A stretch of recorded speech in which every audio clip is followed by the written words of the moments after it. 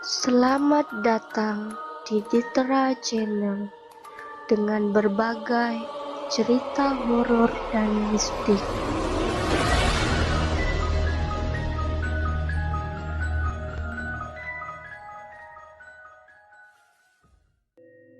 Hartaku habis karena pelet.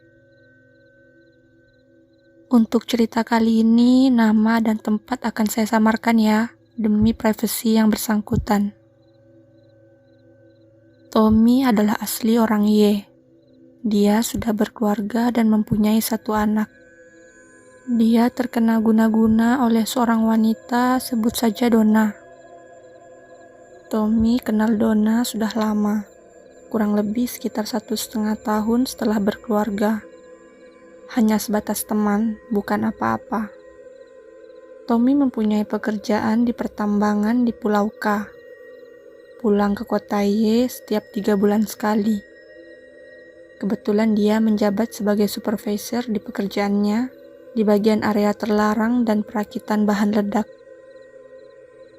Di cerita ini, harta materi Tommy habis dan ditinggal oleh istri beserta anak tercintanya. Karena akibat guna-guna dari Donna yang tentu saja Donna juga sudah berkeluarga. Awal tahun 2019, Tommy kebetulan sedang ada libur kerja. Dia pulang ke Pulau J di kota Y. Seperti hari-hari biasa, di rumah ketemu istri dan anak tersayang. Assalamualaikum. Waalaikumsalam. Alhamdulillah, Mas udah pulang. Gimana Mas kerjaannya? Alhamdulillah Dek, lancar-lancar aja kok. Tole di mana Dek? Itu lagi tidur Mas. Kecapean seharian main tadi sama anak-anak tetangga. Tole ini sebutan untuk anak laki-lakinya. Ya udah, aku istirahat dulu ya Dek. Capek di perjalanan tadi dari Pulau K ke Pulau J. Iya Mas, itu sudah aku siapin air panasnya untuk mandi. Makasih ya Dek. Tiba-tiba Tommy kebangun gara-gara pusing di kepalanya. Gak seperti pusing pada umumnya, dia merasakan seperti ada yang meremas kepalanya. Tapi ia tetap positive thinking, mungkin karena kecapean saja waktu itu. Semakin malam, malah semakin menjadi pusingnya hingga mau berdiri saja tidak bisa. Istrinya juga terbangun karena mendengar suara Tommy kesakitan. Kenapa Mas? Kok kesakitan gitu? Iya Dek, ini mumet banget. Ini Mas, minum air putih hangat dulu. Makasih ya Dek, ini gak kayak biasanya. Kecapean mungkin Mas. Iya mungkin. Aku tidur lagi aja ya. Tiba-tiba pusingnya hilang gitu aja. Tapi Tommy merasakan ada sesuatu di atap rumahnya seperti ada hujan, padahal nggak hujan. Dilihat di jendela kamarnya, ternyata memang nggak hujan. Mungkin reruntuhan dahan pohon yang terkena angin, pikirnya waktu itu. Ia melanjutkan lagi tidurnya. Keesokan harinya, Tommy melihat-lihat HP-nya, takut ada kabar dari kerjaan yang penting. Ada salah satu chat dari seorang perempuan. Tertulis nama kontaknya Mbak Donna. Halo Mas, gimana kabarnya? Loh, tumben ini Mbak Donna WA saya. Batin Tommy. Alhamdulillah baik Mbak. Gimana Mbak? Ada apa? Kok tumben ini? Tiba-tiba Donna ngechat ngajak ketemu Tommy karena sudah lama gak ketemu. Dan Tommy mengiyakan tanpa ada rasa curiga karena Donna temannya Tommy sudah lama. Setelah mereka bertemu di tempat kerjanya Donna, ya seperti bertamu biasa, disuguhi minuman dan makanan. Ternyata awal Donna ngajak ketemu Tommy itu ada tujuannya. Permisi Bu, Mbak Donanya ada? Tanya Tommy kepada pemilik laundry. Oh, ada mas. Gimana mas, mau ambil laundryan ya? Jawab Bu Bani. Oh enggak bu, mau ketemu aja, soalnya sudah ada janji sama Mbak Dona mau kesini bertamu. Oh iya mas, tunggu aja ya, nanti juga ke depan, soalnya tadi baru ke belakang ambil setrikaan. Dari belakang sudah terlihat Dona berjalan ke depan, sedang membawa secangkir minuman dan cemilan. Mas Tommy, sudah datang. Udah dari tadi mas. Belum mbak, barusan aja sampai sini. Sini mas, masuk dulu. Lama gak ketemu, udah sukses aja nih kayaknya. Alhamdulillah mbak, ini juga karena doa istri, makanya semuanya lancar. Ini mas, diminum dulu tehnya. Iya mbak, makasih. Malah ngerepotin nih. Wah, enak mbak, tehnya seger. Iya, dihabisin aja mas. Nanti nambah lagi kalau mau. Ternyata Dona sudah menaruh sesuatu di tehnya Tommy untuk menjadi korbannya.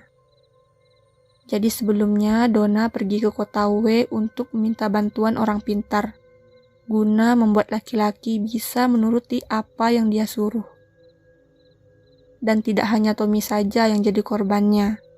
Ada lebih dari 5 orang yang dibuat Dona seperti itu, termasuk suaminya sendiri. Karena sudah menggampangkan untuk mencari uang, Dona seperti sudah terjerumus ke ilmu hitam. Ia menghalalkan segala cara untuk mendapatkan uang. Mbak, aku pamit dulu ya, mau pulang. Ini istri sama anak mau ngajak jalan-jalan. Lama gak ketemu keluarga juga, kangen, pengen jalan-jalan. Oh iya mas, gak apa-apa. Makasih ya mas, udah mau mampir ke sini. Kapan-kapan kita jalan-jalan juga ya mas. Hah? Tommy sempat bingung. Karena Tommy juga orangnya sembelet tangan, ajakan Dona itu diiyain aja. Belum tahu kalau kedepannya akan berujung maut buat Tommy. Seiring berjalannya waktu, tiap hari Mas Tommy kepikiran Dona terus. Hampir setiap hari mereka ketemu jalan berdua dan sempat berhubungan suami istri. Padahal Dona ini sudah memiliki suami dan anak. Seperti yang sudah saya jelaskan di atas, kalau suaminya Dona pun ikut jadi korbannya, agar suami Dona nurut. Karena suami Dona ini gak kerja dan hanya keluntang-kelantung di rumah kontrakannya. Tiap ketemu, Tommy selalu diberikan makanan dan makanan itu pun selalu dijampi-jampi agar semakin kuat pengaruhnya. Sampai-sampai Tommy lupa selupa-lupanya kalau Tommy itu sudah beristri dan punya anak. Seakan-akan ingatan keluarganya ditutupi sama Dona ini. Mas, kamu kenapa sih? Kok sekarang beda banget? Kayak gak inget sama anak dan istri. Apa sih maksudmu, Dek? Mungkin perasaanmu aja. Iya, Mas sekarang jarang banget kumpul keluarga. Banyak keluar malamnya. Apa dapat kenalan wanita lain? Kamu jangan bicara sembarangan ya. Jangan mikir yang enggak-enggak. Udah, aku mau tidur dulu. Sewaktu Tommy tidur, istrinya mencoba membuka HP suaminya. Dan ternyata dugaan istrinya benar kalau Tommy dekat dengan wanita lain. Malam itu istri Tommy menangis. Ia tidak menyangka kalau suaminya bisa seperti itu. Keesokan harinya, sewaktu Tommy membuka HP, dia terkejut karena chattingan di WA terbuka tepat di kontaknya Dona. Akhirnya terjadilah cekcok dengan istrinya di rumah. Tapi Tommy tetap menyangkalnya dan membiarkan istrinya seperti itu. Tommy seperti dibutakan oleh Dona. Tiba saatnya Tommy sedikit sadar akan hal yang aneh ini. Istri Tommy meminta untuk pisah dan untuk mengurus surat pengadilan. Karena istri Tommy sudah gak kuat dan stres akan kelakuan suaminya.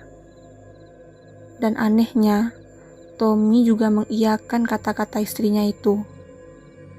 Jadi seolah-olah Tommy ini bonekanya Donna. Dan entah mengapa semua yang diminta Donna itu dituruti oleh Tony. Dari membelikan TV, kulkas, mesin cuci, bayar kontrakan, hutang keluarganya Donna, sampai kebutuhan anaknya Donna dicukupi. Semua yang dikeluarkan untuk Donna kalau ditotal sekitar 70 sampai 80 juta. Sedangkan untuk kebutuhan anaknya sendiri saja nggak dikasih. Anaknya minta dibelikan sepeda aja sampai nggak dibelikan. Tapi kalau anaknya Donna dituruti. Sampai suatu saat Tommy seperti orang bingung. Setelah Tommy pisah dengan istrinya, Tommy balik lagi ke Pulau K karena libur kerjanya sudah selesai. Di sana Tommy selalu kepikiran Donna terus, sampai kerjanya nggak fokus. Tiap hari harus visi sama Donna. Pada suatu saat, sewaktu Tommy mengendarai truk pertambangan, dia nggak fokus sampai dia menabrak dan mengakibatkan kerusakan pada truk tersebut. Dari pihak perusahaan nggak mau tahu. Tommy harus di SP dan disuruh sementara dibalikan dulu ke kota kelahirannya, kota Y. Dia diskorsing selama 6 bulan. Selama Tommy masih di Pulau K, tiap bulan dia selalu mengirimi uang untuk Donna. Entah kenapa dia selalu nurut apa yang Donna ucapkan. Sampai uang gajiannya pun habis untuk mencukupi kebutuhan Donna. Sesampainya di kota Y, Donna meminta untuk ketemu Tommy dan dia meminta untuk dibelikan HP baru. Mas, belikan HP baru ya. Ini HP ku udah jelek. Iya mbak, nanti aku belikan.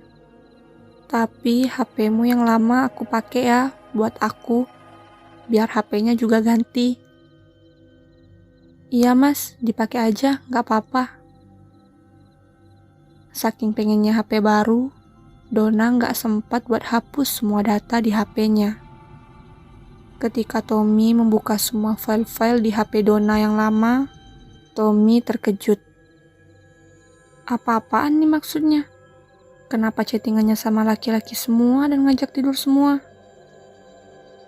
Jadi di setiap chattingan tersebut, semua sama seperti yang dilakukan sama Tommy.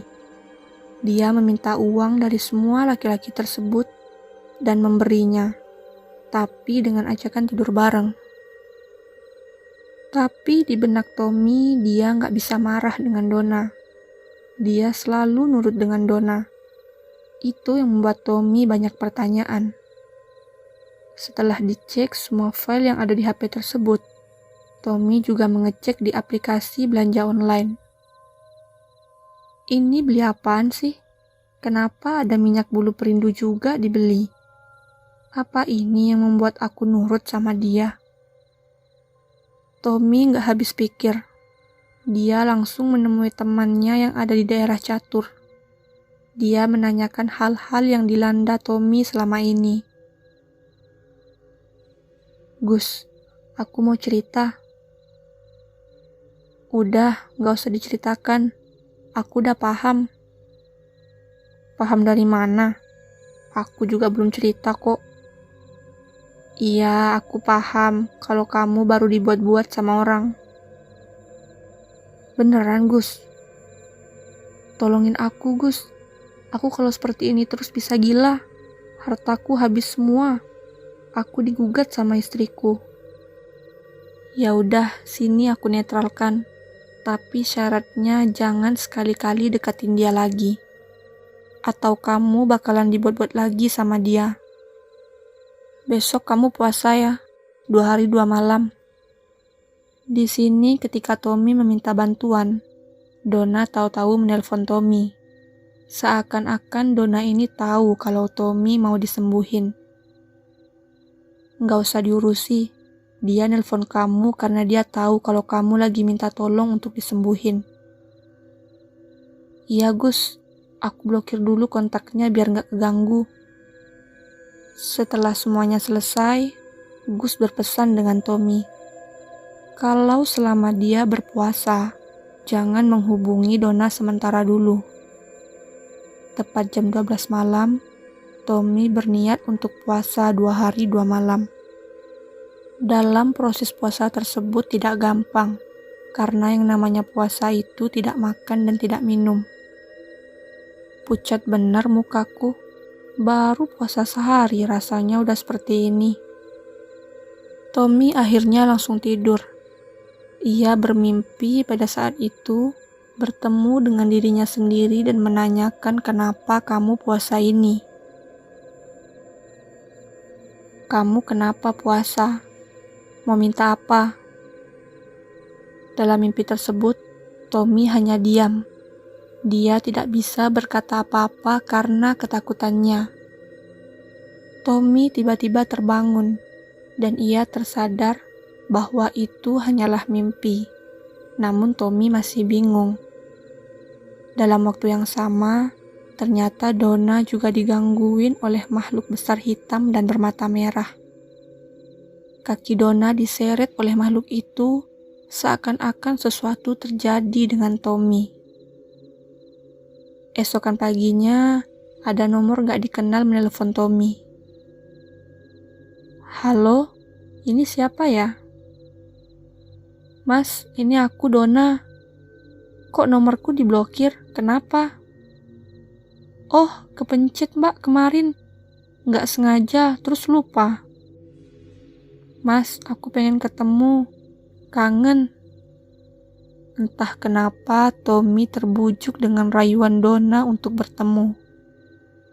Tommy akhirnya bertemu Donna dan mengajak Tommy untuk melakukan hubungan intim.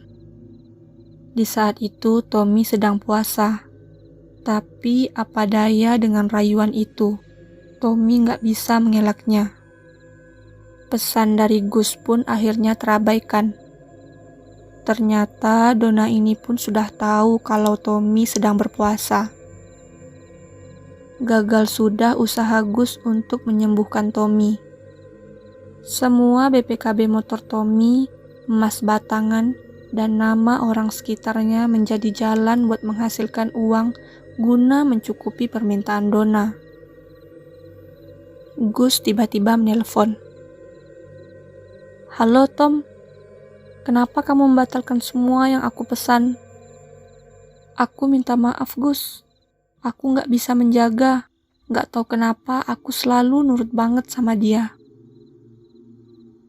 Ya udah Tom, aku bisanya membantu sampai di situ. Ilmuku masih kalah sama dukunnya dia. Pagi harinya, Tommy bergegas untuk menyalakan aplikasi ojek online-nya. Kebetulan Tommy menyewa akun ojol untuk menambah penghasilan hariannya. Hari itu, Tommy tidak sengaja bertemu dengan temannya. Loh, Mas Tommy, kok kebetulan bisa ketemu di sini? Gimana Mas kabarnya? Lama nggak ketemu, katanya di Pulau K.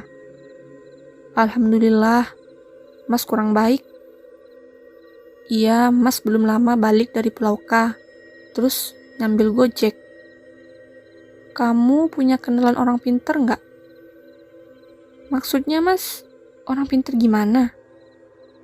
Tommy akhirnya menceritakan semuanya dari awal hingga keadaannya saat ini. Ada sih Mas, tetanggaku ada yang bisa. Ya udah, kapan bisa ketemu sama orangnya? Tunggu ya Mas, saya janjikan dulu sama orangnya. Soalnya kalau belum janjian gak bisa ketemu. Oke, nanti kamu kabarin aku ya. Siap Mas, tapi jangan buru-buru ya. Takut kalau ganggu bapaknya. Iya, tapi secepatnya ya aku dikabari. Oke Mas. Setelah sehari berlalu, akhirnya orang pintar itu bisa dijanjikan untuk ketemu di rumahnya. Sebut saja orang pintar ini Pak Joko. Setelah dipersilakan masuk oleh Pak Joko, kami duduk di ruang tamunya. Tommy sempat keheranan karena ruangan itu dipenuhi dengan barang pusaka. Ceritanya Pak Joko ini memang ada hubungannya dengan Ratu Kidul. Karena memang ilmu Pak Joko sudah banyak yang tahu, sudah banyak yang dibantu mulai dari hal kecil sampai yang paling kuat. Pak, ini Tommy, teman saya, yang tadi saya kasih tahu kalau dia mau ketemu sampean. Oh iya mas, saya udah paham. Mas Tommy, bisa lihat nggak foto mbaknya? Loh pak, saya kan belum cerita. Kok Pak Joko udah tahu ya? Iya mas, udah kelihatan kok itu. Di wajahnya Mas Tommy ini, ada seutas tali yang melingkar di hidung sampai di leher. Seperti sapi yang sedang diikat. Maksudnya pak? Itu tali gaib mas. Jadi masnya nurut aja sama seseorang yang sudah digarapnya. Iya pak, bener banget ini. Semua harta saya habis pak. Mau beli rokok sebatang aja susah. Setelah Tommy memberikan foto wanita itu, Pak Joko langsung menarik sesuatu yang tidak terlihat dalam foto wanita tersebut. Pak Joko menarik lagi. Ada sekitar 3 kali yang ditarik Pak Joko. Kemudian Pak Joko menjelaskan kalau ini memakai media boneka dari kota W. Di boneka itu sudah tertulis nama Tommy. Dan benarnya Pak Joko juga tahu kalau korban dari wanita itu banyak. Ternyata wanita itu sudah menghalalkan cara ini untuk menghasilkan uang. Saat menerawang lagi, Pak Joko juga melihat kalau wanita itu mempunyai kodam wanita yang mengerikan. Dia sudah ada perjanjian dengan kodam tersebut. Pak Joko kemudian menetralkan Tommy dan menghilangkan tali yang melingkar di hidung itu. Ia diberikan 1 liter air untuk mandi seusai dari rumah Pak Joko. Sebelum pulang, Pak Joko juga mengambil sesuatu dari tubuh Tommy. Dari belakang, Pak Joko seperti mengambil sesuatu. Tommy merasa seperti kesetrum dan akhirnya Tommy langsung pingsan. Tetapi hanya sebentar. 10 menitan Tommy terbangun, ia dalam keadaan bingung. Kata Pak Joko itu wajar, karena energi Tommy terkuras waktu pengambilan tadi. Keesokan harinya, Tommy mengabari kalau pagi itu rasanya berbeda, tidak seperti hari sebelumnya. Alhamdulillah, semuanya sudah berakhir. Tommy pun bisa melakukan aktivitas seperti dulu lagi dan gak ada gangguan apapun.